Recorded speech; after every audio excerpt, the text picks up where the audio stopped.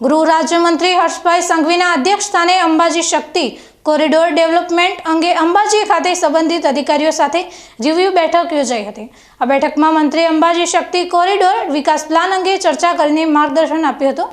આગામી ભાદરવી પૂનમના મેળાના પૂર્વ આયોજન અને તૈયારીઓ અંગે સમીક્ષા કરી હતી। તેમણે ઇકોસિસ્ટમ, નવીન વ્યવસ્થાઓ અને યાત્રાળુઓની સુવિધામાં વધારા બાબતે કરવામાં આવતા આયોજનને બિરદાવ્યું હતું। તેમણે કહ્યું કે વહીવટીતંત્ર દ્વારા શ્રેષ્ઠ કામગીરી કરવામાં આવી રહી છે। લોકોમાં સ્વયંભૂ સ્વચ્છતા બાબતે જાગૃતિ કેળવાય તથા અંબાજીના વિકાસની દ્રષ્ટિએ આગળ લઈ જવા પ્રતિબદ્ધતા વ્યક્ત કરી હતી। ગૃહ રાજ્યમંત્રી હર્ષભાઈ સંઘવીના હસ્તે આજે અંબાજી આરટીઓ સર્કલ સ્થિત નવનિર્મિત ગજદ્વાર પોલીસ ચોકીનું લોકાર્પણ કરાયું હતું। આ નવી પોલીસ ચોકીથી અંબાજી આવતા ભક્તજનો અને સ્થાનિક નાગરિકોની સુરક્ષા વ્યવસ્થા વધુ મજબૂત બનશે તથા પોલીસ વ્યવસ્થાને નવી દિશા મળશે। લોકાર્પણ પછી મંત્રીશ્રીએ પાવનધામ અંબાજી ખાતે મા અંબાના દર્શન કરીને સમગ્ર રાજ્યના નાગરિકોના સુખ, શાંતિ અને સમૃદ્ધિ માટે આરાધના કરી હતી।